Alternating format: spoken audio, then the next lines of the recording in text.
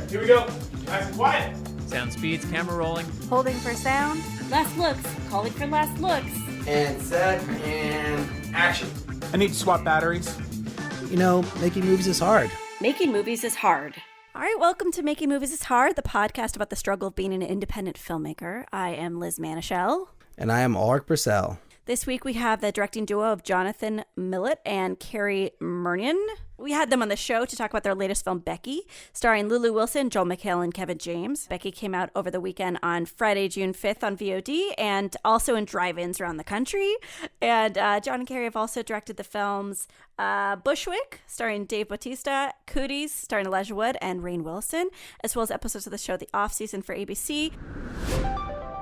Take the risk. Know that sometimes that risk is not going to be successful, but then be ready to do it again. But before we get to John and Cary... Listen to me. Television is not the truth. We'll tell you anything you want to hear. We lie like hell. You wrote an article in Movie did. Maker magazine. Holy did. shit. Oh my God. Congratulations, first off. That's awesome. Thank you. I wrote it I think it was due May 1st, and it was published on Friday, which was May 30th, 29th. So it was really bizarre because they asked me to weigh in on the state of the industry, and it was supposed to be for a print issue. And I wrote everything that I could write about the state of the industry, knowing that the industry is changing by the hour in the middle of a pandemic.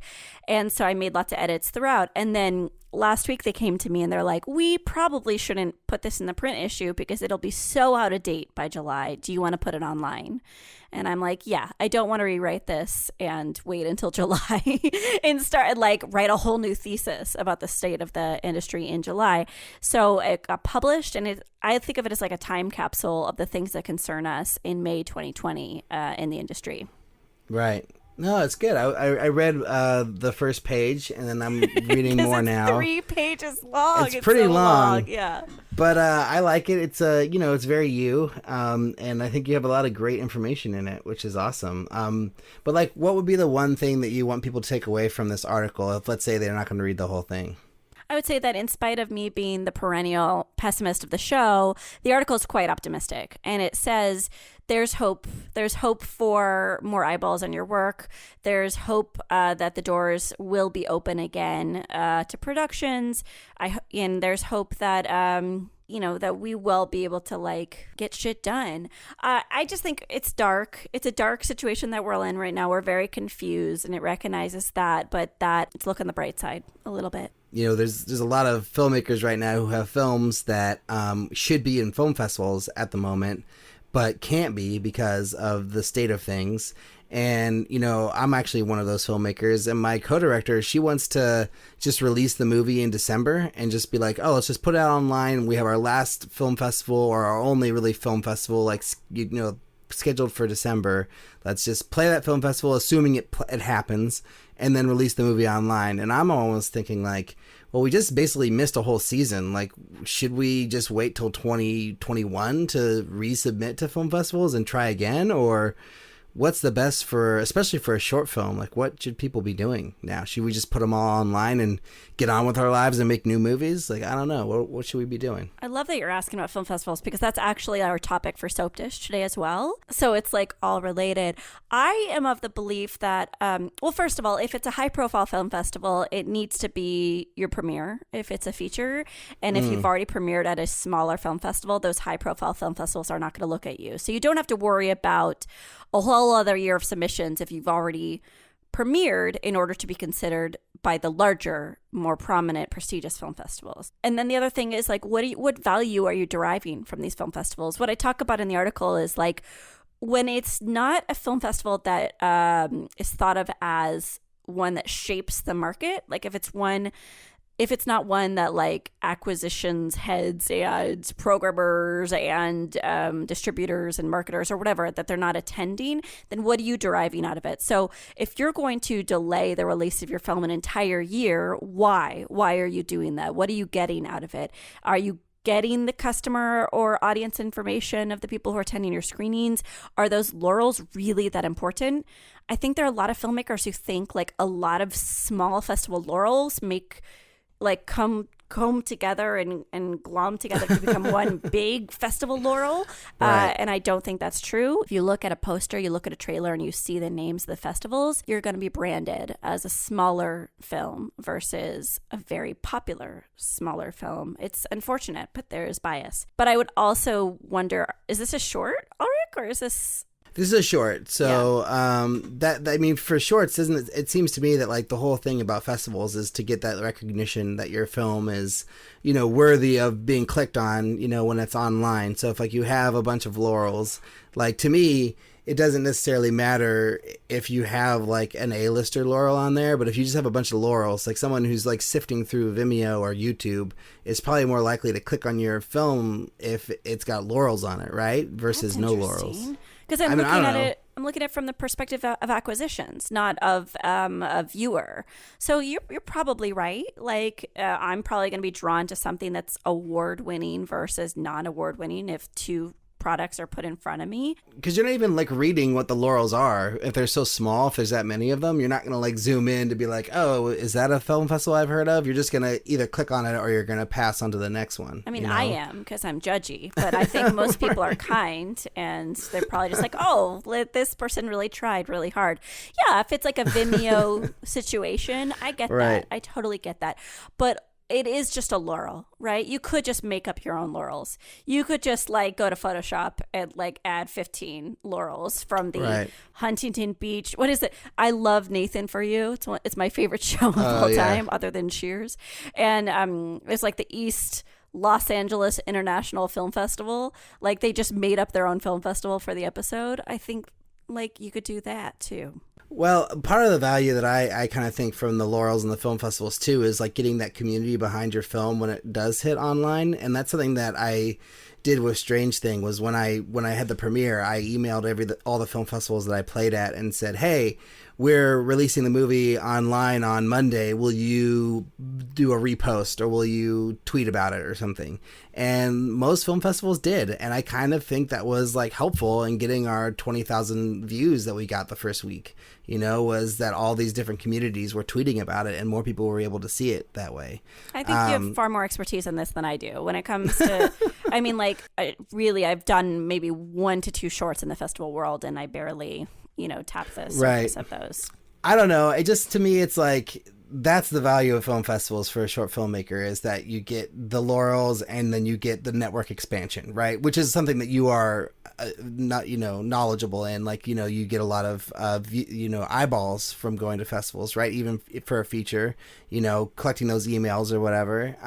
So I don't know. I just kind of feel like maybe that's really important for a short film versus a feature where, like, if you do get the opportunity to sell it before it does its festival run in this climate where people really want content, if you have those connections, if you can get it to somebody who wants to buy it from you, you might as well and skip the film festivals. But maybe I'm being too optimistic there too. Maybe us filmmakers who have features are also going to just be waiting for 2021 to do our film festival runs so we can, do the same dance, like get into Sundance or South by Southwest or whatever big film festival we can, and then get the best, buyer that we can and all that stuff. But it's also budget, right? If you really do have a few $100 extra to submit to those film festivals and it's not going to hurt you and you really want to see if your film gets programmed and it's like something that's going to poke at you until you do it, then, go for it, extend your festival run.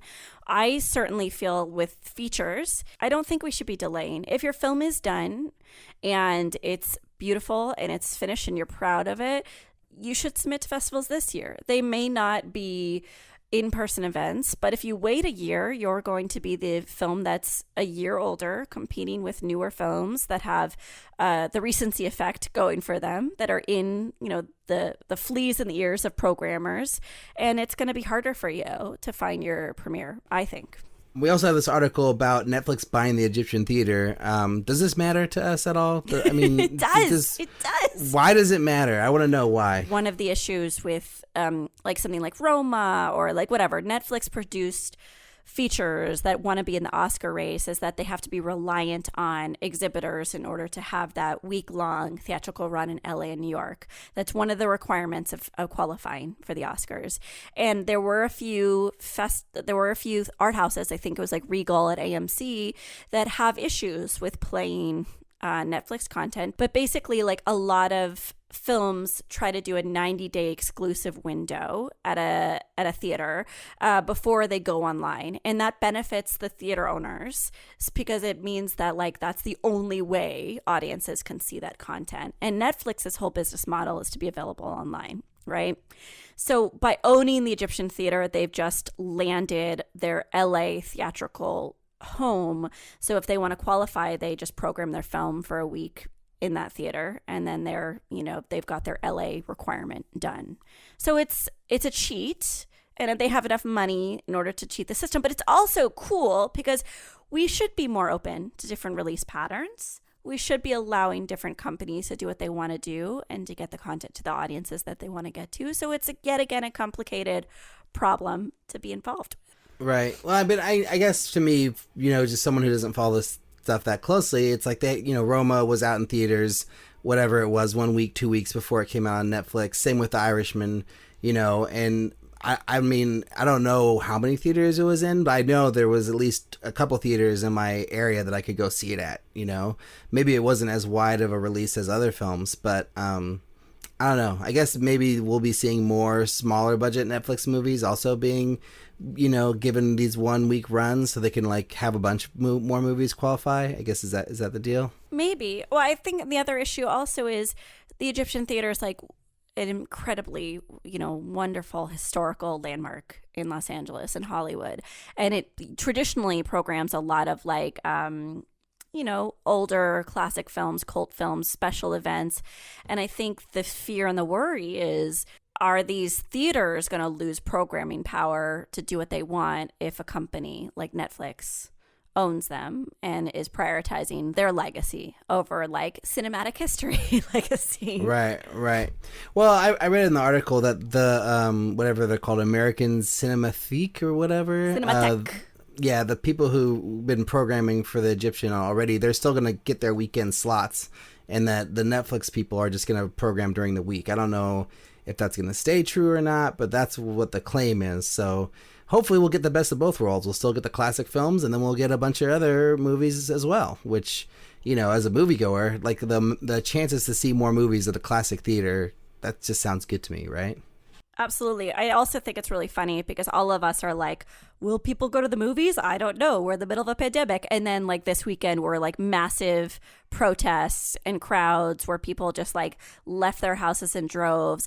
And then Netflix buys a movie theater and it's like, oh, we're just deciding that we're opening up. Like, it just sounds like this is just a symptom of we're opening up the gates now and people are flooding the streets and going to movie theaters. I'll tell you, as soon as my theater down the street from me, the Grand Lake Theater, opens up, I'm going to be there, man. First day that I can buy a ticket, I am going to be in that movie theater watching a movie. So I can't wait for that to happen. I drive by. I drive by and they have like "we're closed, we'll be back" sign on it. I'm just like waiting for the day where it says we're open again. I love that. Someone, like, a lot of people ask like, hey Liz, what do you think? Do you think people will go to the movies? And I get nervous and I think about the worst of humanity and I think about all our fears. And I like that you're not living in that culture of fear. You're going to be safe, Alrik, and you're going to socially distance yourself, but you're going to enjoy like this incredibly important thing in our lives. I just love the movie theater so much. I can't imagine not taking the chance to be in it as much as I can. As soon as I can. And also Wonder Woman. Oh my God. Oh my God. Wonder Woman, Tenet, Wonder Woman. Jeez, it's going to be good. So Liz, you've got mail. My breath catches in my chest until I hear 3 little words. You got mail. Okay, so we've got a new iTunes review. Huzzah, huzzah. I'm very excited about this. So this is a review is titled Best Filmmaking Podcast by Far. 5 stars by John Filipko on May 22nd, 2020. You might remember John wrote us a question a few weeks ago that we answered. And yeah, thanks, John, for giving us a review. Here we go. This podcast is genuine, honest, and comforting, period. I've been listening since the day of Timothy and Alrik and was weary at the loss of Timothy, but glad to say it's kept its charm and pizzazz due to Alrik's charisma and passion. Wow. Yeah, I know. It gets worse, or better. Some great guest hosts and guests, and now Liz is a nice balance with Alrik, so it's still my favorite movie making podcast and podcast in general. I like the balance of Timothy's realistic, sometimes bordering on negative takes, and Alrik's optimism, although I would say that Alrik is plenty realistic and by no means a Pollyanna. I don't know what really Pollyanna means, but... Pollyanna, it's you. It's me, but is that a bad thing to be a Pollyanna? No, or I mean, some people say it as like an unrealistic, idealistic, happy, positive individual. Oh, I see. But he's saying I'm not one, so that's good, I guess. Yeah, it's a compliment. He's complimenting you. Okay, cool.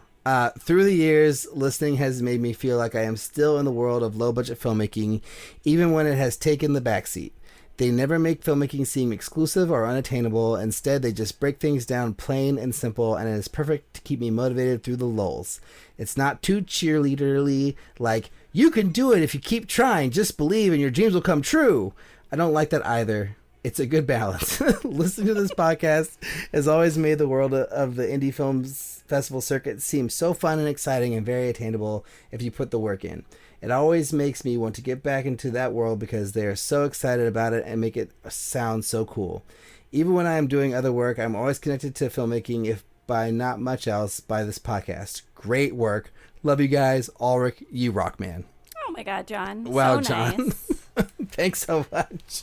Really sweet review. And I'm glad that we make it sound attainable and, approachable filmmaking, that is, because it really is. It just takes a lot of hard work. Yeah.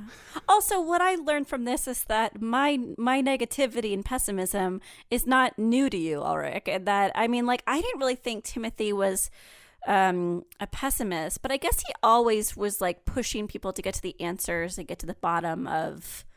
I don't know. I think maybe that's why this works, is because I'm somewhat negative, akin to Timothy's somewhat negativity. Yeah, but you're less negative than Timothy ever was, I think. I mean, you definitely have your moments of pessimism, and darkness. But you do ask the similar kind of like emotional questions that Timothy would always ask. Like, you always love to ask the question, like, you're really fancy, you've got all these amazing things, but do you feel like you've made it? That's like a total Timothy question right there. So I love that you asked that question. It's great. But yeah, if you guys want to leave an iTunes review, you have to answer the call. You've got the best team of people in this whole city working to find you. But in order for us to help you, I need you to help me. Oh man, I didn't write it down here, but we have a new Patreon this week on our Patreon page. Yeah. And the pins. We should talk about the pins. Oh, the pins. The pins are here. Oh my gosh. Taylor Morden. Thank you so much, Taylor. I like Taylor. Taylor's great. Taylor's like a longtime listener and friend of the show. And yeah, so honored that you are giving us some love, Taylor. Thank you so much. Thank you. And if you want to be like Taylor, you can go to our Patreon page, www.patreon.com/MMMIH podcast. And soon you will see a wonderful new thing on there. It's our enamel pins. Designed by Lucas Colshaw. Liz, tell us about these pins. They're gorgeous. So they are based off a design by Lucas Colshaw, who did the logo for Making Moves Is Hard podcast. And they are enamel made by Wizard Pins. And we have 40 exclusive pins, and if they go fast, we'll get more.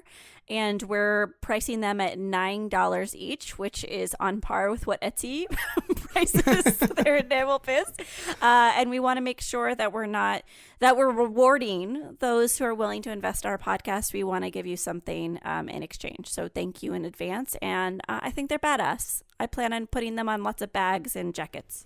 Yeah, I can't wait to get mine. I'm really excited about it. And, if you want to up your, contribution for a month or two to $9, you'll get a pin. If you want to be a brand new person who has not been a patron to the show before and throw us $9, you'll get a pin. And then if you want to lower it down to $4, $1, $5, whatever dollars, that's fine too. But yeah, we just love to have you guys on our team. And yeah, this is a really beautiful pin. I haven't seen it in person yet, but the photo really, like, the colors are awesome. So yeah, I can't wait to see these things get out to people. And when you get yours, once we have them posted, you should take a photo and send it to us. And let us know how you are flaunting it, or even if you just put it on your desk. That's fine too. Oh, and also if you want to be like John Filippo, I am so sorry, John. You can leave us an iTunes review, which would be really, really great. And it could be 5 stars like John's was, or it could be 4 stars, or whatever stars you want. Rate what your heart tells you to rate. What your heart says, exactly. And if you don't want to write a review, if that's too much to do, you can also just leave us a rating. Those are also great. And if you'd like, you can also send us a question or a topic suggestion or comment, hopefully not insult, hopefully not too much tough criticism, but really whatever you want to us, and we'll read it on the show. During this segment, or not this segment, the segment before this, the You've Got Mail segment. And yeah, where do you send that email and question, do you say? You send it to podcast@makingmoviesishard.com. And yeah, Liz, anything else you want to shout out or talk about during this segment? No. Soap dish. I'm Lori Craven, and I'm an actress. An actress? Really? How nice for you. I'm Betsy Faye Sharon, and I'm a bitch. I'm a bitch. Okay, cool. So I love that soundbite. It's so great. Oh, it's so great. Okay, so for today's soap dish, I wanted to talk about film festivals, which is crazy to talk about in this economy. We're in the middle of a pandemic where a lot of film festivals are being canceled or brought online. But I still think that as filmmakers, we are providing the value and the entire foundation on which the film festival is based. And so I think very often we just say yes, and we don't ask any follow-up questions to the people who are curating our work in their festivals. So I just wanted to give some suggestions of things to bring up when you're talking to someone about whether to be in their festival, and these things may benefit you. So the first thing is ask if there's a screening fee. Very often, if you're Liz Manischel, there will not be a screening fee for you, but you should always ask. You should always set up the expectation in the conversation. You got to plant this seed. A lot of programmers will pay for some high-profile content. There are actually entire agencies and companies that are devoted to getting screening fees and speaker fees for festival appearances. So they're not always expecting the individual filmmaker to request it, but it is something that they've been trained to handle. And sometimes there's a yes. Sometimes they say yes. Sometimes they say if it's a premiere. Sometimes they say there's a long list of what could happen after you ask if there's a screening fee. But you should ask. So should you ask, like you're saying, after you pay to submit and after you get in, then you should ask if you're going to get a fee for this? Before you say yes. Before you say yes. Okay. Yeah. Okay. I've found in my life, just doing these 2 features, usually if it's a higher profile festival, of which I've only been included in a few, and they're probably more mid-tier, let's be honest, they'll give me a phone call or they'll do a private email exchange outside of Film Freeway or Without a Box. It won't. But if it's a lower tier film festival where they have less staff and they need to use a more automated process and there's less of a personal touch because they're just like working their asses off constantly, they're usually just this automated process. You're invited to the film festival, you say yes via Google form. But what I'm suggesting is you set a phone call with those higher profile opportunities and you say, A, is there a screening fee? B, are you covering travel and or accommodations? C, what dates are you looking at? Because I'd really want a very, I want X screening time because it works with my schedule and the schedule of the talent that I'll be bringing. Try to get those more valuable screening times and don't just, I'm trying to think of, don't just allow yourself to be pushed into those open slots, but try to vie for a valuable screening time. So you went like 8 p.m. on a Friday, not 9 a.m. on a Sunday. Yeah, I would say avoid any morning screening times. I think If you look at afternoon on the weekends, those are actually really good. And even late morning, possibly like 11 a.m. on the weekends would be fine. Yes, the Friday, Saturday night screenings would be solid, but it's also about venue too. So you can always talk with them. Well, what kind of a venue are you thinking of putting us in? And they may create some sort of trade-off where they put you in a fabulous venue but a less attractive time, and you think about what's it worth to you. In addition to that, you want to ask the festival to connect you with their press office or to request a press list. Usually, festivals will have a press list of just all the journalists who are going to be attending, and you don't necessarily need a publicist. You can just email all those journalists yourselves and ask them to cover your film. So and I didn't even know about that till my former boss, Peter Broderick, would recommend filmmakers do that. This is like this hidden secret to me, this press office, this press list. So before you say yes, remember, you're bringing the value to the film festival. What are they going to do to highlight your work? Obviously, you're going to be grateful. You're going to be as accommodating as possible and kind when you talk to these people. But recognize that you're important too. And then do you think this is something that we should be doing as filmmakers with shorts or just filmmakers with features? I think you have a little bit less leverage as a shorts filmmaker, but I think you should be asking, what is the screening time? What other films are you putting me with? Usually, Alrik, you would know this way more than I do, but there's like a pattern to programming shorts. They'll have a heady, serious short, and they'll move their way up to a more light-hearted fare within the same programming block, or they'll do a thematic programming block. But maybe you ask those questions of like, how are you programming the block of the films? Am I first? Am I last? What is the order? And maybe there's a way where if it's not programmed tonally, you can negotiate your way to be not in the middle. I think the middle is the toughest part. Why is the middle the toughest in your mind? I think this is all actually, this is very subjective. It's not like I read some study on this. But when I'm going and I'm watching shorts, my energy and my attention is like more wrapped at the beginning. Like I'm full of energy. I'm ready for the night, right? I'm ready for the afternoon.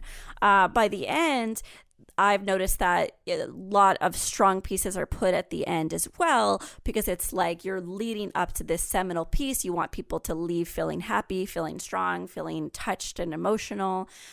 People may get up in the middle to use the restroom, to get a drink. I think it seems to be that case, but I know that there's very different reasons why people program the way they do, and they may put a really strong short in the middle. I'm just realizing now there are people listening and saying, well, I've always been in the middle, and I don't want to say to them that they have a weak film, but I think you want to be in the beginning or the end. It's interesting because like there's two ways you could look at it, right? Where it's like the beginning, it's like, yes, that's the first thing that you see, so there'll be a lot of people, in their seats, like no one has walked out to go to the next screening yet, like you have a fresh set of eyeballs, all those reasons. But then you look at it as like, it's like the earlier films are the warm-up films, and then the last film is like the headliner, right? So then like you would want to be last because that's the biggest, most important of all the programmed films, right? But I can make the argument for the first film that like people are coming in late. That's people are still like, just getting their popcorn and their sodas, and maybe they're going to miss the first film because they're, people are people and people are late and people are lazy, and that's just something that happens. Yeah, maybe you want to be second. Maybe you're like, oh, I want to be second. But I've been programmed in the middle a lot, and then sometimes in the middle, it's like you have the people who've like, okay, like the first film was great. Like we just saw a film or two that maybe, wasn't as strong or whatever. And then like, if you're in the middle, it's like you could win the audience over with your movie and be like the highlight. And then when people walk away, it's like, yeah, the last movie was good. The first movie was pretty good, but that one in the middle, what was that one? And then they look up your movie because they're like, I really want to know what that one was that was like hidden amongst all the movies. So, I mean, I feel like there's a million ways you can twist this thing. But I just think it's interesting. Like, I think I'd rather be either in the middle or the end. Kind of nearer the end probably, because I think in the beginning it's like people are just not even, they're just getting ready, You know, they're not even really in the short film mindset yet. But like they get trained after a couple movies, and then it's like, okay, now we're ready to really understand or really digest this movie. You know? I think that's the realistic way of looking at it. But I think when you're in the dark programming your slate, you know, of short films, I think there's this idealism of like, oh, we're gonna pick this strong short film and we're gonna grab them immediately, and then we're gonna get them from the beginning. But you're right. Ultimately, people are always late. They're always late. Yeah, so I guess it's probably up to like the individual filmmaker, right, to decide what they think is important. You know. Mm-hmm. Yeah. Well, any last things to say about film festivals, and you know what we should be asking like the day that we do get into the film festivals? I think in general, I just want people to ask questions without just saying yes and then asking the question, remembering that they have the most leverage before they say yes to anything, and to get what they want out of the festival experience. What about truth? What about the reality? What about the way the old ending tested in Canoga Park? The player. Love it. What do you have today, Liz? Today we asked two filmmakers what was the moment they realized they wanted to be in film, and describe that moment. And we have Zoe Malhotra, who's actually my coworker at Picture Motion. She's a documentary filmmaker and who happens to work in Impact Distribution. And then we have the all-knowing, all-entertaining Jessica Ellis. My name is Zoe Malhotra, and I am a film director based in Los Angeles. And I will say that I always grew up making movie trailers and little videos with my siblings, but I think the moment I realized that I really wanted to work in film was when I was directing a play in high school, and I had such an amazing experience working with actors and all the different facets of the production. And then the second it was over, I was so sad that I didn't have any record of it because it was just a live event. And then I realized that because I love that experience so much, that this is something these are kind of similar skill sets that I could transfer over into filmmaking. And if I was in filmmaking, I would always have record of the finished product as a film. So I'll say that was probably the most strongest and definitive moment of giving myself a direction of where I wanted to work in and why that would have been a film.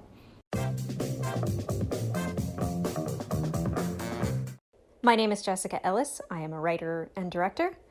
The moment that I knew I wanted to be in film, I was in college at UCLA studying playwriting. I had come up in theater doing acting and gotten into writing gradually and transferred to UCLA in their playwriting program. And I was getting really frustrated because it seemed like there was no way to make plays better when you wrote them because there is no formal structure to plays.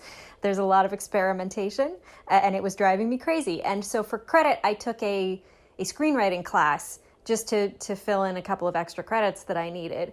And the minute they pulled out the 3-act structure on me, I fell completely in love because it wasn't just a way to tell stories. It was a way to refine your stories once you got through the initial part of figuring out what the idea was. And from that moment on, I never looked back. I haven't written a play since graduation. And, you know, sometimes you wander around for a while in the arts before you find where you really belong. And for me, it was an intro to screenwriting class. I kind of want to ask you, did you have a moment where you knew you wanted to be in filmmaking? I do, but it's like my college essay question. It's like, it's very pretentious and it's very scripted, but I saw this movie called Stolen Kisses by Francois Truffaut. I really wish it were Die Hard. I wish I was saying I saw Die Hard, but I saw this pretentious French film. And there's this moment where the character looks directly into the lens. And when I was 16, I was like, they're looking at me. It's me. And I felt so touched by the film in that moment that I was like, I want to do that. I want to touch someone in that way. And so I decided I wanted to be a filmmaker when I was 16. Oh, amazing. I love it. You have to tell your story. So I always loved movies. Movies are like my favorite thing my whole life. But I never really thought I could make one because I never had a camera or anything like that. And I lived in Berkeley, not in Hollywood. So Hollywood seemed like a fancy place somewhere else in the world where people made movies, and that was not open to me, is how I felt. And then in high school, we had a video production program, and at 16, you could get into it. And I was a little bit older for my class. So when I was a sophomore, I was eligible to be in my video production class. So I took it 3 years and just fell in love and started making movies at 16, 17, 18. And then I watched Do the Right Thing in one of those classes. And I think, there's a lot of movies that I attribute to like loving film and, the kinds of movies I want to make. But I think just watching a young Spike Lee like direct and act in this movie that is like such a classic, and the Dutch angles and just the creativity of that film and the I guess, I don't know, point of so view much and energy. perspective, know, and then it really felt like someone was talking to me through that movie. I just was like really into it, and I was like, okay, like I really want to give this a shot and see what I can do, and just never looked back since then. Oh, so we both were inspired by movies. Yeah, to be absolutely. In the movies. I never really talk about Do the Right Thing being an important movie for me, but like, just thinking about it being in that high school film class, like as a junior or senior or whenever I was shown that movie, I think it was as a junior, I was just like, oh my gosh, like this is crazy. Wait, Black we were and both white. around the same age. Yeah, that's funny. That's That is interesting. nuts. I guess without further ado, let's get to John and Cary.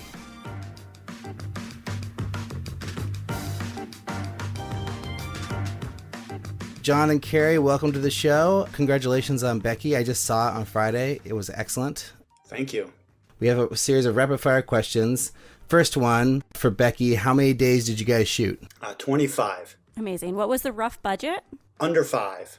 And how long did you work on it from the inception to it being released? A bajillion years. No, maybe say 2 years. Probably a year and a half to 2 years of development, and then we started filming last summer, and it's pretty much just completed and getting released now, which is this summer. So I'm bad at math, but maybe 2.5, 3 years in all. That's not that long. How many people were on set? That fluctuated a lot. A pretty standard indie crew, I think. I don't know. Cary, do you know that exact number? I would think it's around like between 50 and 75, like around there, like with all the actors and everything. And then last question, out of all your projects, how difficult was this one? Oh, they all have their own challenges. This one, it kind of ticked all the boxes. So this was a tough one. Just to kind of kick things off, like this is your third feature as a directing team. And I just wanted to kind of hear the story of how you got this film made, and like what does that mean? Like after you've made 2 successful features, like how difficult, how challenging is it to get the third one going? Yeah, it's our third feature, and I think we came at the industry a little bit from the outside. We came at it from kind of animation, advertising, and just doing our own thing. Just pure love of making stuff. And we made a short film called Boob that got into South by Southwest. From there, that got recognized by Elijah Wood and the Spectrovision guys, and we pitched doing Cooties, and that alone was like kind of a crazy thing at the time for us. It was like we got a call out of nowhere after we did the short, and it almost seemed like a joke call. It was Josh Waller at the time, and he said he was working with all these people, and it just didn't seem real. And we hung up, and we kind of let it process. Then we, figured out it was real. We ended up pitching. We spent a lot of time in that original pitch. And then ultimately we didn't win that original pitch for Cooties. And a long time went by, and for whatever reasons, the original director they chose fell out. And then we got the job, and it wasn't like anything glamorous or anything. It was like, are you guys ready to do this? Can you fly out to LA tomorrow? And we were like, hell yeah. We pretty much dropped everything. We had our own company at that time. We dropped everything to just run out and start directing this movie. So sorry, I'm taking the long-winded approach here, but yeah, so fast forward a few years after we've released 2 films, we kept waiting for things to get easier for us. And I think to a certain extent it did. We have a UTA as our our agents, and we have great managers, and they've kind of helped bring us projects. They helped build the cast on this project. And so in a way, there was a lot of help getting this made, which I don't think we would have had if we didn't have the agent.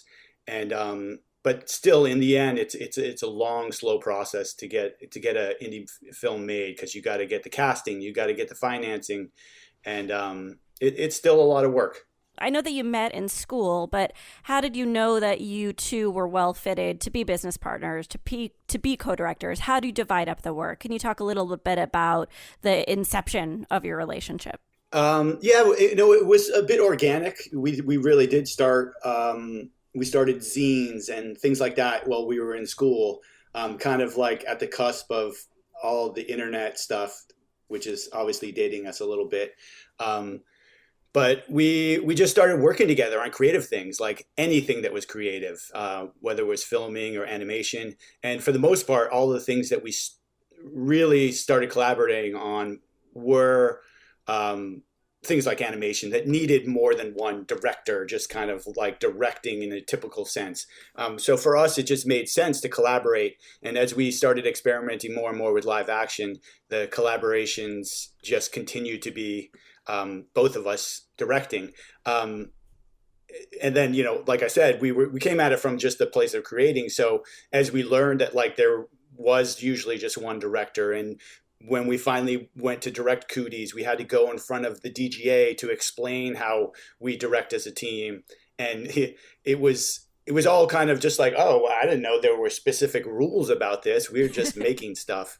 But in the end, after 3 feature films and a bazillion commercials, we've kind of fine-tuned our process a bit. And I think it does come from a lot of experience, a lot of trial and error, a lot of trust, and just organically, again, how we have found it best to manage bigger crews and bigger productions. And we prep a lot. We do a lot of storyboards. We kind of talk about things a lot, so that when we go on set, we know what our goal is for that day. And one of us will take the lead and be the one that kind of is the one that people can go to, and the other one kind of almost acts as a co-director. One of us will stay by the monitors while the other one is with the actors. So it kind of gives us a sense of that we can cover everything, and we can actually move faster that way, especially on a kind of a smaller movie where you don't have the time to work with the actors and then walk back to the monitors and have the stuff replay to see how it looked.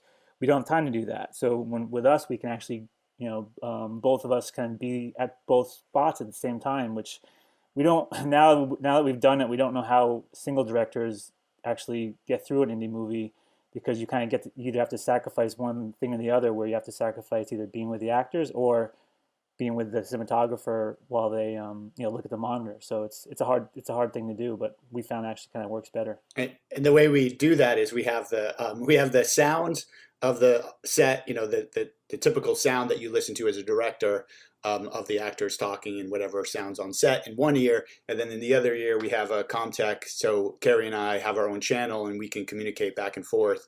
And it ends up being that there's a lot of cables and things dangling out of your face, but it does save a lot of time, and it saves a lot of energy, because as a director you end up standing on your feet all day, and it's exhausting as it is, and not having to run back and forth to Video Village, adding about 10,000 extra steps a day definitely saves us mentally and physically. Just one of the small things that there are these. I know how most single directors work is that they have a little monitor that they carry with them. There's the kind of mobile monitors, but that's only if you're trying to really make every part of the frame look a certain way, and make sure that like everything looks. You need to have that big monitor, and that's where I think a lot of them will rely on a cinematographer, and that's great too, to have a cinematographer who kind of will check that. But I think in the end, it all has to come through the director in the end, and I think it's helpful to have those two eyes that way.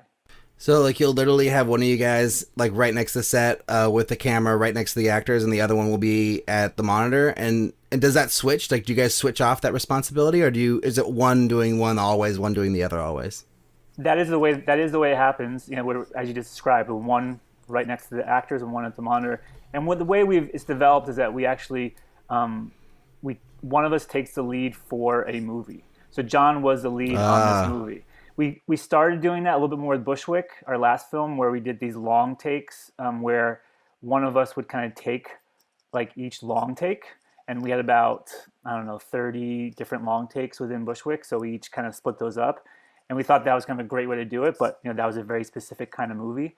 So now what we're doing is one of us will take the lead on a movie, and the other one kind of, works as the as quote unquote co-director. So John was the lead on this one.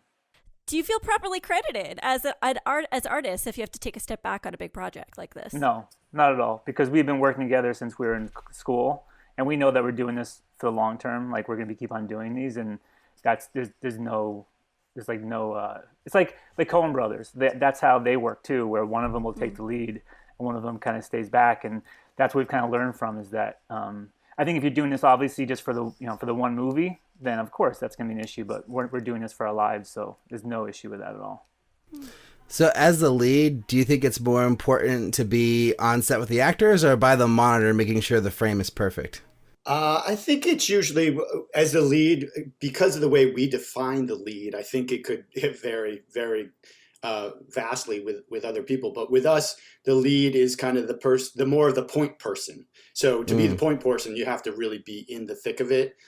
Which usually is, with the actors and with the cinematographer and in our case, with the dog handler, with the stunts, with the makeup effects. So you have to be the point person. But again, it's not to diminish the person back at the monitor, because it's a constant back and forth. Like, can you see that? How does that look? I can't tell, if this is that, or, the one that really always comes out is the reflections. It's like you can see the reflection of the camera in that lamp or something like that. And it's like, there's just so many things that can slip through if you don't have that back and forth, or like, Cary was saying, someone you trust at that bigger monitor. So I think it's, that's kind of the way we define it, but I think it can go both ways. And on this movie, the DP, Greta Zazula, she was operating a lot. She was actually operating the camera a lot. She's like one of those kind of rare cinematographers, I think, these days who actually shoots with the camera. And I think so. She was looking through her little small monitor. John was there with her, and they were doing that. And then I had to be at the back of the monitor to kind of like the big monitor to look at the bigger picture of things. I think the best way to describe it probably is the making movies is hard image, where there's the person by the camera and the person behind them in the director's chairs pinching their nose in frustration, like, oh my God, what are you doing? Yeah, no, I find that really fascinating because, I just directed my first feature in December, and I was kind of worried about this whole thing because I wanted to be near set as possible, but I also really believe strongly that, like, what the camera's seeing is really the most important thing. Like, I really want to be at the monitor at all times to make sure that we're actually capturing the beautiful performances that are happening in the right way, So I just ended up having the monitor be as close to set as possible. So have like a 17-inch monitor, like as close to the set as they would let me, and then just be able to run from that to the actors back to the monitor. Which did get frustrating sometimes, but I don't know. I was just learning first time. No, it is, and that's how you learn. And I think, and there's so many different. Obviously, for years there's been directors who just work. Most of the movies that we make and love are done by one director, so it can be done successfully, no problem. So I don't think it's like we're not opening up a new key of like how things are made. It's just that for us it was the way to do it, and I think that's our process. And I bet many directors would say, well, I don't want that. I don't want the monitor by me. Or I've heard Scorsese or something where they purposely kind of put they have their own monitor that no one else can look at, and that's on bigger movies. We don't have that. Like on a small movie, we don't have the budget to have multiple huge monitors everywhere, because in our movie, we needed to have the wardrobe and the makeup all be able to look at the big monitors because they're looking at things as well to make sure things are going. And we couldn't set up multiple little villages everywhere. So I think that's, there's all different processes, but this is the one that works for us. And just to add a little bit more to even what Liz was saying earlier about credit and everything like that, I think it comes down to a lot of trust between Cary and me in terms of, what's happening on the set. It's like when we say that person takes the lead, we really have to trust that they're making the right decisions, even though as directors we're all control freaks and we want to control everything. And that's even between Cary and me, we have those disagreements, and that's kind of why we've come to this decision, because the last thing you want on any film set, especially independent film set, is to start arguing and start slowing down the process. So this is a way to streamline the process because, as Cary said, we really pre-plan. We really do a lot of the decision-making before. But on set, there's always, there's so much getting thrown at you that you have to trust in your partner that they're making the right decision. And only when you really, really disagree or there is a real issue that you think needs to be elevated do you kind of step in, pause the process, which is a really big deal, and have a discussion, or we discuss it over the context, so other people can't see it, because that's another thing that we found is just not a good look, is two directors getting into it on set. But it really is just a matter of you have that trust, and you trust it from working collaboratively throughout the whole process all the way to the credit in the end, is that we trust each other that it was a collaborative process across the board. And I promise we'll move on, but I just think what you're talking about is so beautiful, the idea that this is like a lifelong partnership for you two. I really haven't had a lot of interactions with people who have developed relationships in this way. And I guess could you just explain the moment you both realized that you were going to make this lifelong business relationship decision? Well, I mean, technically it came when we actually started we have a corporation, we have a business. We started it, I think, 2 years out of school. We actually had a third partner there as well. That's when we were doing this animation design business. So we started down that path. When you could actually create a business together that's incorporated, that's like everything gets tied together. I mean, financials, your plans, you have to talk about what you're planning for your life. You talk about 2-year plan, 5-year plan, 10-year plan. So that's when it kind of really started in terms of that side of it. But in terms of the movie business, it was that time when we did our first film, and we just both loved it, and we both looked at each other and we're like, well, this is the thing that we want to do, and how are we going to do it? We need each other, because I think we felt like we complemented each other in really kind of cool ways. And we never at that point thought we'd do feature films. We were doing short films and these commercials, but then it kind of led to feature films. And so in a good way, it happened slowly. So it didn't have to be like, okay, now what's your decision? Do this or that. It kind of evolved over years. I mean, we've been together for over 20 years, so it's not something that came quickly. And like any relationship, it's by no means was there like a point where we were like holding hands and running across a field as the sun set, and we knew that this was our future. More like lots of arguments, lots of contradictions, and lots of is this right? Is this how we do it? I don't know. Let's try. And I think it's through that actually getting through those tough times together that you know that like a sibling that you can kind of get into a fist fight with, and then come out the other end and still be a family. I think we've kind of sowed our relationship in that kind of intensity, and it's still evolving. Like we're not like, I think we'll keep on trying to make it, adjust to things, because these have all been small movies. So then what happens with a bigger movie, with a bigger budget? Is that going to be the same thing? And we have to just keep on adjusting and making sure that we don't get stuck in our ways of how things are done, because I think then it just won't work. So yeah, we're always adjusting. So speaking of intensity, I wanted to hear about the inspiration for Becky. This is like a pretty intense film and very serious, but also with like a lot of, I guess, big set pieces. So I just wanted to hear, like, why did you guys decide to make this film as your third feature? Yeah, it's kind of a roundabout story, just in terms of I'm sure you guys know, is that if you just focus on getting one movie made, you could be setting yourself up for a lot of pain, which is what we found after Cooties. So we have a lot of films in development. Even right now, we have a bunch on the table in all various stages. With Becky, it would have just come from our managers and agents. They sent us this script. We really loved the premise, and we pitched it to the producers. But when we pitched it to the producers, we actually were like, we love this premise, but we think it needs work script-wise, getting to the point of delivering on that premise in the way that we think it can.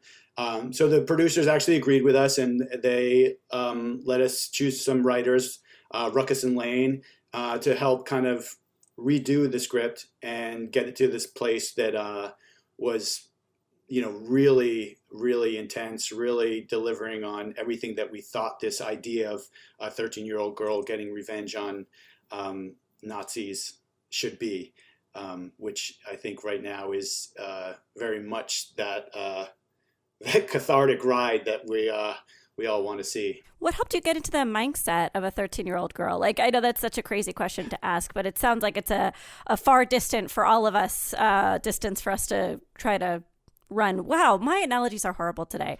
But go for it. Answer the question in the best way you can. Yeah. Well, luckily we did. Lane, one of the writers, is female, so there was at least that aspect of the writing process that we had. So it wasn't just a bunch of older dudes thinking about that. But I think it was something that we thought of from the start in terms of the perspective and how we wanted to film it, and hopefully how we executed it, was that we really wanted this to be almost the way we started writing it was that we wanted it to be narrated by Becky, telling the story of what had happened. So we were thinking of it in the terms of an unreliable narrator, that she's telling the story, lots of fanciful things could be happening, and then in the end you're kind of like, wait a minute, well, she just told that story, I don't know if any of it's true. And I think that comes out of like the perspective of a young person dealing with trauma. She lost her mom, she lost a lot of people she loved, and how would she react to that, and how she would kind of be able to narrate that. So in the end, we didn't end up having that narration, but it still was basically how we led the way that we filmed it and built the character, built the development of every kind of action scene, every revenge piece. That was kind of a roundabout answer, but I think it's just about getting in the headspace of someone younger, someone without maybe muscles and the strength of an adult, or even the intelligence of an adult, or even the logic of an adult, I think, which is what drove us as we developed it. And I think it's just also, we all were kids, and I think it's ways of using our imagination, because I think we all pictured those times in our lives differently, but there are things that you can do to kind of bring that back to life, and we don't have to be so. It's not a documentary, and I think we can use that creativity to kind of do things that might have happened during those times, and who might not have, but we all lived differently during those times. And I think that as long as you don't get too caught up in thinking like a 13-year-old would not do this at all, like maybe they would, and maybe they could do this, but as long as you cannot break the seal of like this person was not trained. That was one of the big things, was that Becky was never trained. She's not Hannah, who was like trained for years by her father to do this. Right. She hasn't never taken a class in jiu-jitsu or something. We didn't set anything of it up. So as long as we kept to that logic, then I think everything else fell into place. And that was a big part of making this film, is everything she did to survive, we thought were things that she could, again, use around her house. She used her smarts a lot rather than like her actual physical ability. And she helped, we kind of in a cool way, we thought we'd set up the dogs, that people thought the dogs were going to be the ones that kind of like help her. And, we wanted to subvert expectations a little bit and use the dogs in different ways. So, we had fun with kind of the whole process of getting inside the 13-year-old's mind. So you mentioned when you first found the project that you did some rewriting to it and hired these writers, brought them on. But I'm just curious, like, how did you find the story in the first place? I mean, it was as simple as that the managers had sent us the script. Okay. You know, what happens usually is I think producers or film finance companies they contact the agencies and the managers and say they got the script, and then. I guess the managers or agents choose directors to pitch on it. Well, I mean, they came to us specifically, because they liked Bushwick, so they knew the producers knew about us, and they came to our managers and said, "Look, we like these guys for what they've done. Can they take a look at this script?" And then it was kind of sent us that way. So, and it was a script that they really liked. It was from a first time writer. And so they actually wanted people to, give their ideas and how they could, enhance the script. And that was something that we worked on a lot. So did you guys have to do a pitch on it, or was it kind of just like given to you, if you want it, you got it kind of thing? No, it was a pitch. It was a visual pitch. We've got on Skype with them and we talked through our ideas with them, and it was kind of we knew that they liked us. And we don't know if, in terms of how many other people they were considering for it, or we don't know the backstory to that, but we knew they liked us, but we had to we had big changes for it. So we didn't assume anything. So when we talked with them, we went through all of our ideas with them, and they seemed to be on board with it. And then we waited a little bit, and then we came back, and we agreed to move forward with that way. How do you prepare for that meeting? Because we work on commercials as well, which it's the pitch process is like the pitch process for features, just on a much different scale. But the idea is you're still going up against a bunch of other directors, and the only thing that's going to win it is your specific point of view and the clarity of vision of expressing that point of view. So whatever it takes to get that vision across, I think, is what's going to make you win it. But in the end, it really is going to be like, is whoever's paying for the film or the commercial in line or excited about your vision? Because I think you could go all out. You could do, which we've even done before and lost, is, we've filmed scenes. We've spent a lot of money doing crazy lookbooks, filming scenes, really going all out to win pitches. And in the end, that hasn't won for us. And I think with this, it was just really about that we had a very, very specific, clear vision of what we thought we could do with this premise to make it really sing. And in the end, I think we did a lookbook. We pretty much always do a lookbook, which is mostly almost like a mood board. So that could be like up to 30, 40 pages of images that we talk about the theme, pretty standard stuff, the theme, the look, the characters,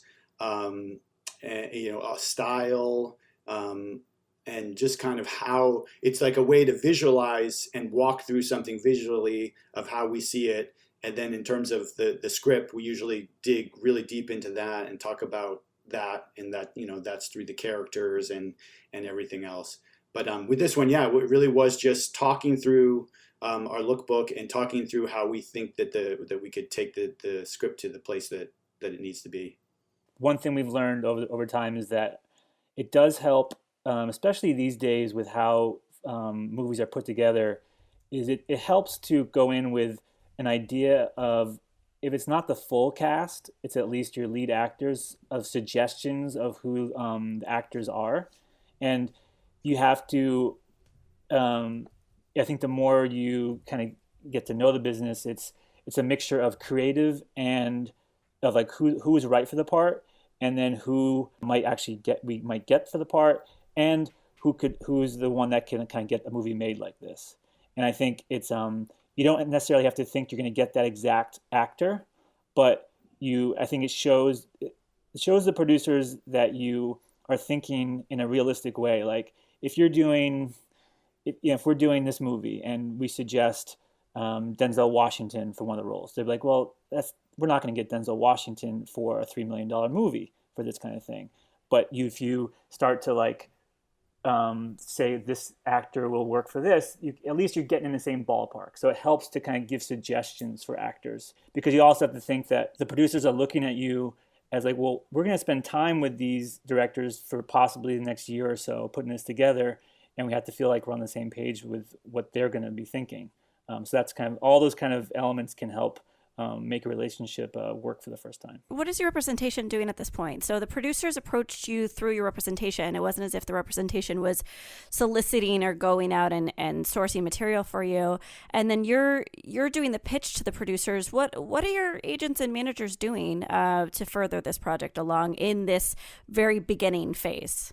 It actually was a really amazing collaborative experience with the managers and agents, because they brought it to us. So then it's almost like a game of it's like a relay race where you keep passing the baton back and forth. So they passed the baton to us, we pitched it, we won it. So then it's like we're passing the baton back to them. So they have to help get financiers and cast, and that's always like a game where it's like, well, some financiers will be like, well, let us know when you get some cast involved. And then some cast will be like, let us know when you get financing. And you're like, oh my God, how can we do one without the other? But in this case, the agent was awesome in terms of helping us get the cast involved and the financiers involved. So they were actually kind of doing both at the same time. And, they were really helpful in getting Lulu involved, getting Kevin James involved, Joel McHale involved. But that was all happening kind of simultaneously and very much through UTA. They really, really spearheaded that part of it. So we were really lucky, and that ended up really helping get the movie made. Yeah, I think this was that example. I mean, the other two films were done differently because we actually weren't with agents even, or kind of during those our other two films, so we worked out the most differently. But this is a perfect example of how an agency can help a director make this is a challenging movie. A rated R movie with a 13-year-old girl as the lead is just a very challenging movie to sell in terms of like financiers. And so UTA was able to kind of really help kind of get a challenging movie put to the right people, and actually then made that way. Did they act as casting directors? I mean, it sounds like they connected you to talent, but did they get casting credit? No, it's for the leads. Anything like this is like they give a list of people that might be available, and it's usually a pretty long list. It could be up to 20 or 30 people for each role, and then we kind of like choose like who we think. We kind of give like a top three of like, here are the top three we want to go after, and then we go down the list. And luckily, it was actually quick. This was kind of a quick one in terms of like getting. Lulu was from the very beginning someone we wanted to work with, and once she was at UTA, it was like, okay, this is going to work. And then we did have Simon Pegg in the role for Kevin James originally, and then a scheduling issue happened with Simon. He had to drop off, and Kevin was actually going to play the Joel McHale role, the father role. Oh wow! And so Kevin, he'd read the full script. And then once Simon dropped off, Kevin was like, guys, I really like I want to try to do the bad guy role. I've never done that before. Nice. I think it's a great kind of really well-written role. What do you guys think? And so then we talked with Kevin over Skype, and he kind of like, it was amazing. Like he got it. He was gonna pull back. He wanted to go full in with all the, you've seen the movie. There's lots of tattoos, and it's a pretty extreme role. And he wanted to go. He wanted to do that, and so that was kind of cool for us to get someone who was that passionate about it and who would kind of take that step to do something different that he's never done before.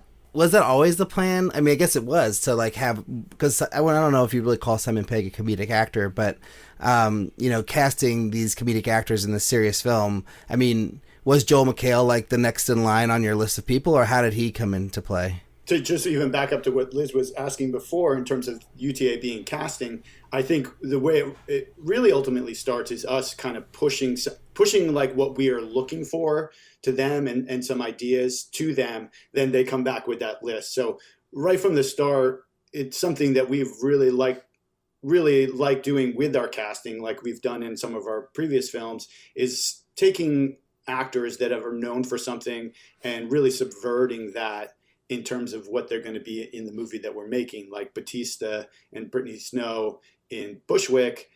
We really knew, like with Simon Pegg and Kevin James in this role in this film, we knew we didn't want someone who's known for playing the bad guy, someone that you just immediately are thinking, oh, this guy is, they're going to be this jerk.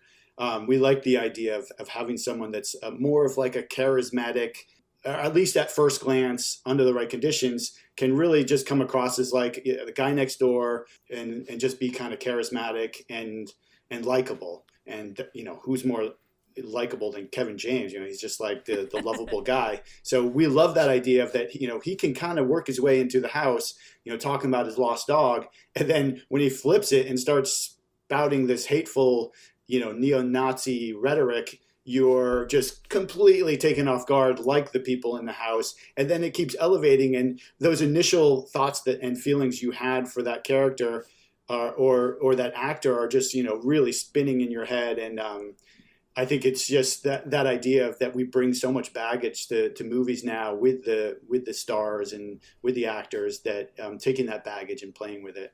Can you talk about finding the rest of the cast? How did you guys come to Joel McHale? Well, I'll tell you a funny, quick story about that. Was we did have this kind of start and stop with when Simon Pegg bailed out. We were like, oh, it's over. We lost Simon. And then, that Kevin kind of came in quickly. We kind of had to revamp up pre-production quickly. And at that point, we had thought we had cast the character of Jeff, which is Becky's dad, which Joel ended up playing. But so that all shifted. So then we really needed to move fast. So, we had this list and we had some availability, and we were already up in the middle of nowhere, farmland in Canada, prepping. So we needed to get on the phone with Joel McHale and see if we were on the same page with him and see if we could get him cast. But there was no cell phone service.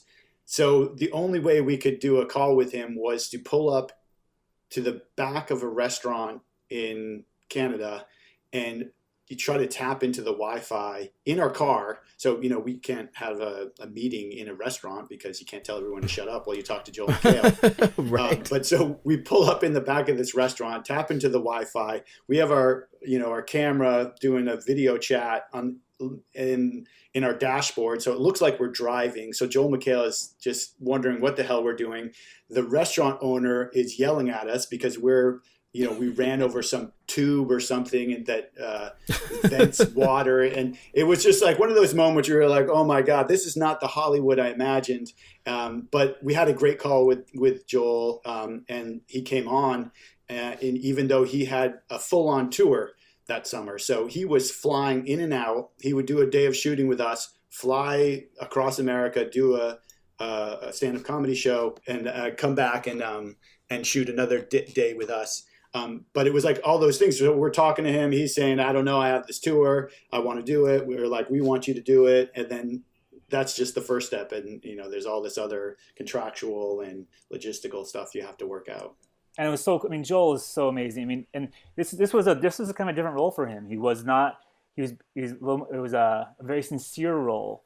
He was, as you kind of see in the movie, where he's not making jokes the whole time. He's someone who kind of loves his daughter. They've been through some things together. He's trying to make it work in a very complex situation with his family. And he has to step up at a certain time when you can kind of see his character probably hasn't done that, or there's something off with his character where he's kind of feels like something's been wrong in the past. And so it's a kind of cool role for Joel to play that. And we just kind of loved him being involved that way. And John mentioned the tour. It was something where Joel would come and he'd have to take naps in a different room of the house when we weren't filming because he was just so tired. And he was so dedicated to making this role happen because he was so into the project. So it was like we had just an amazing group of people putting this thing together, and every person put everything they could into it. Were Joel and Kevin interested in part to turn their image around to take on darker material in order to be considered for more dramatic roles in the future? I don't know if it was like turning their image around. I think they just saw an opportunity to do something that they hadn't done. So I don't think it was as calculated as like, let me turn my image. Especially Joel's been through, he's done a lot in his career. Like if you look at his IMDb in terms of different kinds of roles, I think he's known obviously for Jeff Winger and Community, which is like his iconic role, but he's done a lot of dramatic things in the past. He just likes to do, and he has a great movie that was actually going to play in Tribeca, which was a very dramatic role as well. Kevin, I think, because he hadn't done something like this before, maybe he was thinking that it would just give him more room to play for the future. But I think they're both such veteran actors that they're not really thinking about changing their image, more just like opening up like what they can do in the future. Yeah, well, it was very impressive. I mean, like I was like seeing those names in the credits, you just assume there's going to be a little bit of joking around, like a little bit of comedy, and then to have like such a straightforward, serious, like no bullshit movie was, and then to believe them in the roles and like, you know, be charmed by them or scared of them or whatever it was pretty good, man. Great job. I think also it's because of the cast around them. I mean, we had Kevin James and Joel McHale. Everyone else is pretty much known for being dramatic actors. Whether it's, even if you don't quite know them, like they've done some pretty dramatic things. So I think you have to, as directors, kind of think of the full picture. I mean, Amanda Brugel, you know, coming from Handmaid's Tale, is like, in terms of the adult side of things, she brings just a whole different side of the craft of acting, and it was having her as the core between these two guys was so helpful. And she's just, I mean, her scenes are just electric. And then Lulu, you know, Lulu's like known as one of like the most talented young actresses for all these kind of like horror and, you know, sharp objects. She does kind of very dramatic roles. So having her as the real lead, I think, helps set the tone for the whole film. Yeah, it was so funny. I just seen her as Riker's daughter in the Picard show, and you know, she was great in that. And then like watching this movie, I was like, oh my god, she's so different. Yeah, she was filming that. She filmed that, I think that was after. No, it was right before. It was right before. Okay, right. Because they wanted her to change her hairstyle or something, and we were like, no. Yeah, that's right. I want to talk about distribution. Distribution, guys. Distribution. At the top of your trailer, the little production images referenced Quiver and Redbox. Can you talk a little bit about the Redbox deal? Or, I mean, just it felt like a blast from the past, but it sounds like they've evolved their brand to do a little bit more. Can you talk about the aggregating of companies involved with the making of the film and then the output of it? We can talk very like tertiary about it. I mean, we know, Quiver and Redbox. Quiver's a new company, relatively new, and they come from a technology background of being able to distribute independent movies, and now they're an aggregator. Yeah, and they're starting to then acquire indie movies as a way to kind of get the word out. And then Redbox, they're known as that place where you can go get DVDs in the big Redbox, place in supermarkets or things. But they've developed, and they're acquiring movies too, and because I think they know that there's an opportunity to, if they get the right kind of movies that get the enough attention, it'll kind of get people to think of them as ways to kind of get new movies. And they partnered to as they thought the combination of the thriller kind of horror genre mixed with the cast that we had, that it could be bonkers for them. I think a lot of the Kevin James movies they've had in the past have done well. And even though this is very different in terms of the kind of movie that Kevin James is known for, because it's in this thriller kind of horror action space, that they thought it could be good for them. I mean, we aren't involved with that part of it at all. We actually didn't even know Redbox was involved. I don't think they came on until after it was done. Quiver was in from the beginning, but that's all stuff that both the producers and our agents kind of set up, and we focus on making the movie. As long as we told that we can actually get on set and make it, then that's something that we're excited about. But it was nice to know that the movie was going to get distribution, while we were making it, and I think that's exciting for us to not have to worry so much about like, oh, is this going to get put out there? So it was nice that way. This is a question I've been asking a lot of, more successful directors, but like, what advice do you have for filmmakers who are maybe making their first or their second features and, just trying to get the next thing going and actually make more movies? Like, what would you say to those people? Persistence, passion, and just the ability to deal with rejection and sticking to your guns. because it's just something that we've learned throughout the years, is that, we have just, we're when we first started, we were thinking, oh, we're the directors. This is easy compared to what an actor has to go through. An actor has to go into a casting room and maybe do 5 castings a day and just get rejected. And you're so dependent on the director. But now we've learned that it's kind of the same thing happens with directing. It's that whether it's your own project that you've written from the ground up, or a project that you kind of pitch on, you're pitching constantly, you're developing projects constantly, and at every step of that process there's rejection and setbacks. So just being persistent, just having a clear vision, and keep honing your craft, because I think nowadays you can just keep getting better and better at it, whether you're getting a big budget or you have no money. And I think finding something personal in the story, find something that that whether it's a character or a theme or something that relates to you, and you can change it. I mean, if you find a movie that you love but it's not quite there, but you see there's something you can add to it, take the risk and change a character, change a plot line that you feel like makes it more personal to you, because then that will give you that in on how either, again, whoever you're trying to help, however you're trying to get this made, if you can tell it comes from a personal side of things, people will then respond to that. So I think any way you can do that, again, whether the script is sent to you or whether, especially if you're developing yourself, make sure it's very personal to how you see the world and how you feel like your vision can be something that no one else can do. Because there's so many directors out there, so many just people making movies, that for someone to decide to make a movie with you, you have to really stand out in some way. So take the risk. Know that sometimes that risk is not going to be successful, but then be ready to do it again. And don't feel like because you failed that one time that it's not going to be, not going to have a chance to do it again, because it's not. You're going to keep on going. If you can keep on going and as you said, John said, be rejected and keep trying, then something will happen. And you guys are super fancy. I mean, you guys just you're suited up. You're reps. Projects are coming to you. Do you feel fancy? Do you feel like you've made it? What does it feel like? No way. No. Yeah. And I think as soon as anybody feels like that. That's funny. I'm listening to a podcast about Peter Bogdanovich. It's on TCM, has this great new podcast, and they're doing it's a whole season about Peter. And he's the ultimate example of this, where his first 3 films were each one of them was nominated for Academy Awards. They were huge hits. He was thought as the next Orson Welles.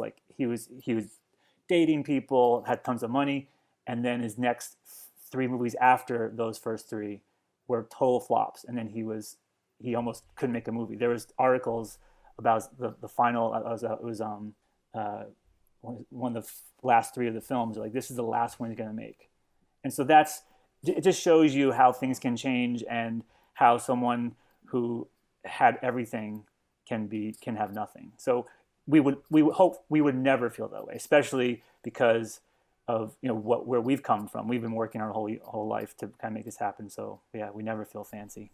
And I think that's actually it's kind of an interesting thing, and it's that idea that you actually have to.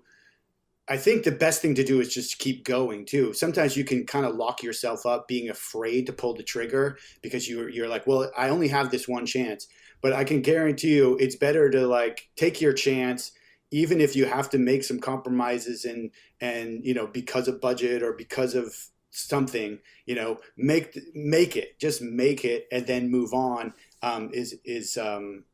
because in the end, it's you don't know, that you could get just bad reviews. And so get it going and then work on the next one. So you can just keep making stuff, I think is the best approach. Because we know people who kind of get caught up in it has to be perfect before I do it. And it's great to get as perfect as possible. But then if you're willing to be that, if you pass on that, for that to be your only chance, okay, fine. If you want to have that integrity, this is my one time, and it has to be that or nothing, you can go for it, but then you might not get a chance again. I think we're at the end of our main interview and moving on to our final 5 questions. Liz, Alrik, you have any other things to add? Oh, no. I mean, I have a million trillion questions, but we only have so much time. So I think we should get to the last 5. All right. So first question is, what's the first project or film you've worked on, and how do you feel about it now? Was it Shortest Race? Shortest Race, right?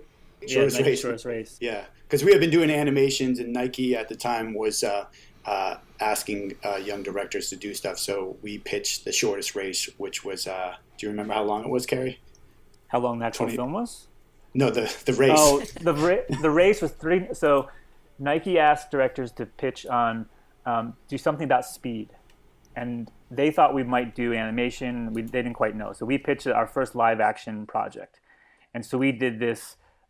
We pitched an idea about the shortest race ever ran, and we called it the Shortest Race, and the whole race was 39.9 inches long, and we filmed it as this kind of best in show sort of like documentary, but actually kind of real, where we got about 40 different people to the Armory, which was a big indoor track in Manhattan, and we filmed all in one night. We filmed heats of people doing this shortest race, and they were trying.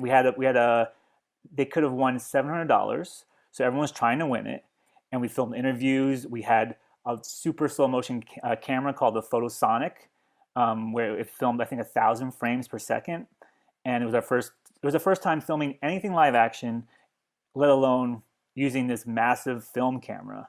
And we were our own producers. We got most of the actors from Friends and Craigslist, and we set up multiple little digital cameras everywhere, and we made this like 8-minute documentary / film about this shortest race. And then we edited it ourselves, did our own graphics, presented it to Nike. They loved it. They did a whole film series where they took the 10 directors around and they did all these screenings. Joseph Kosinski was actually one of the other directors. He did Tron and Oblivion. Oh, yeah. He was one of the other directors on that group. And it was our first foray into doing live action. And then we did some more films with Nike, and that kind of like led to us filming live action. But we were so naive with the Shortest Race that we got on set, and it came with this, the Photosonic camera came with an actual film crew because it's such a specialized piece of equipment. And we started filming, and the camera operator turns to us and goes, you kind of have to direct the actors. We were like, it's just all going to happen, right? We literally had never directed actors before at that point and had no idea what was supposed to happen. But I was just jumping in and learning. And that's still one of our awesome. favorite. I mean, we still love it. It's still like a really fun project. It has that kind of best in show quality where you don't quite know who's real and who's not. And like, there's a great shot in it where there's one guy who has it's one of John's friends who he came to run, and he had just broken his leg, and so he was on crutches and had pins still in his ankle, and yet but he could run the race essentially because he just fell onto a pad. And so we interview him as he's talking. He's like, I'm on crutches and I have these pins in my leg, and people are like, is that real? Like what is going on with this guy? And it was a real guy, and so we had this. It was a really kind of cool, weird project. Well, I found it, so it'll be in the show notes for everybody to watch it, on your Vimeo page. So, what's the best filmmaking advice you've ever received? We've listened to all the podcasts, the behind the scenes, the director commentaries, and it's all just so different that you just absorb it all and try to make it part of your... There's no one that actually, no one person that gave us the advice. I think what we've learned is that there's... hopefully what you've also gotten from this is that there's many different ways to do something. And I think you can kind of choose people to follow that you feel like are closer to you, but there's no one way to do something, and you just kind of do what works for you. Do you have a goal as a filmmaking duo? We have lots of goals. Yeah, I think I think one of the biggest things that we've been striving to do is maybe a bigger budget sci-fi movie. We love all genres, which I think is evident in the kind of diversity of the things we've directed, from our comedic commercials to comedy horror to action to this kind of revenge thriller. But I think one of the bigger goals is to do a more broad sci-fi movie, because that's just kind of some of the movies that we've loved. And it's just, I would say that Bushwick was a sci-fi movie, but trying to do something on a broader scale, because, you know, we love movies like Blade Runner and Star Wars, and they were just so pivotal in our growing up and our love for film, that to actually be able to execute something on that scale is a nice long-term goal. And I think just to always be evolving and learning and doing new things. And I think that's why, in a good or bad way, each one of our films is different, because we like to try out new things and work with people in different ways, work with new crews, work with different people. So yeah, it's always just trying to not sit on our laurels. And we could have done, after Cooties, we got a lot of horror comedy scripts. We could have just, kept on doing that. Even, and after Bushwick, we got a lot of like more traditional action films. And we thought, well, let's try, let's do something different. We got, even people ask us, can you do one take films? Like we're getting those kind of things. And, as you see from Becky, it's a lot of like quick cutting and like different ways of making, it's a different filmmaking process. And so I think we just want to keep on evolving. That's one of our goals, is to keep on evolving.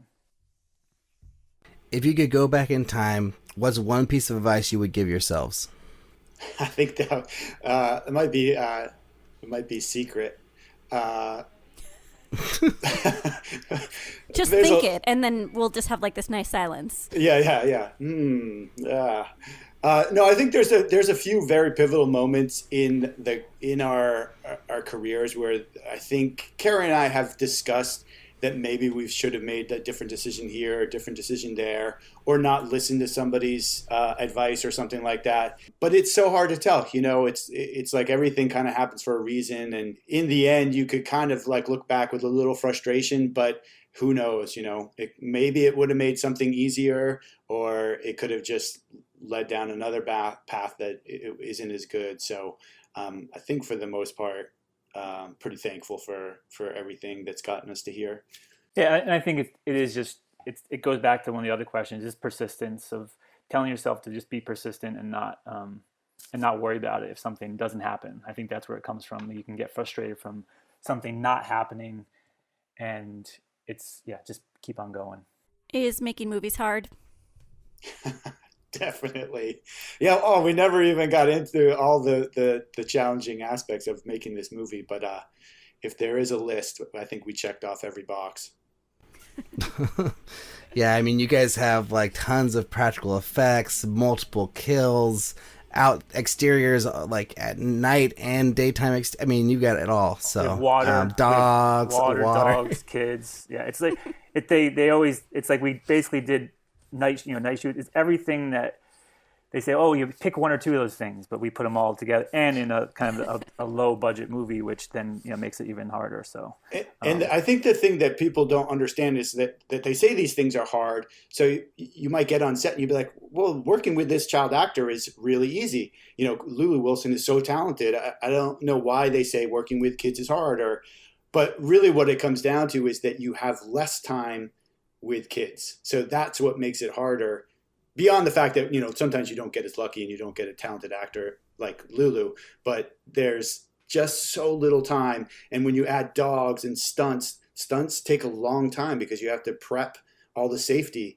Dogs just don't do it on the first try ever. So you have to do it a million times to get it, even remotely close to what you hope can be achieved. So it's just that all those things on that list of painful things to avoid when making your first film is just because it just eats up that precious time. Wow, perfect. Well, guys, this has been great. Thanks so much for being on the show. Thank you.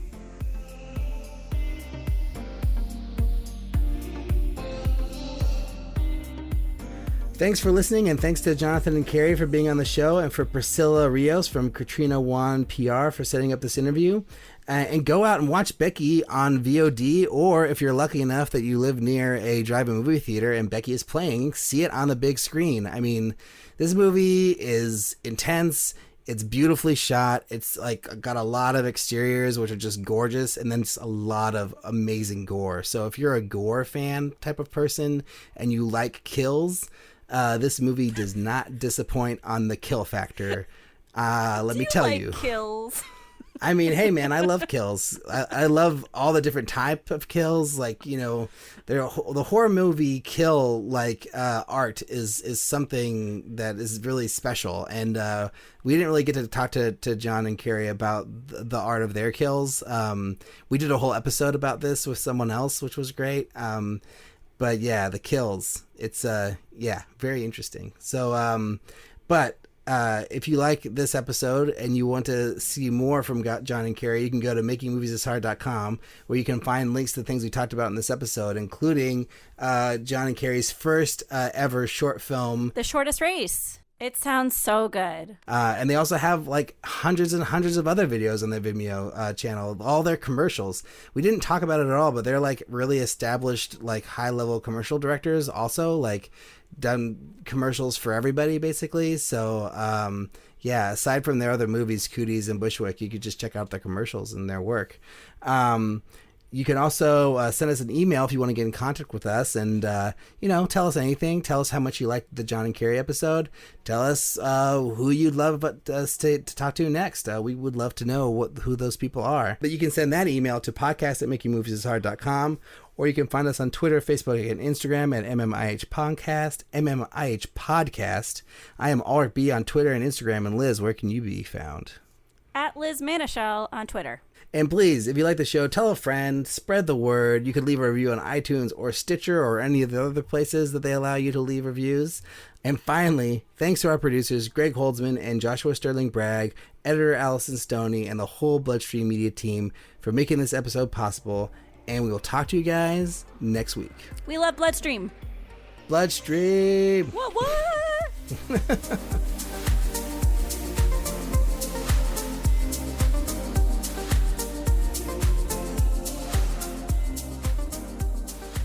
Wait, are you listening to music? Am I listening to music? No, it's stupid The Office in the background. That my wife is insisting I'm playing really loud. But hold on. Oh, now I have everyone's attention. I can say whatever I want in this moment. What should I say? What should I say?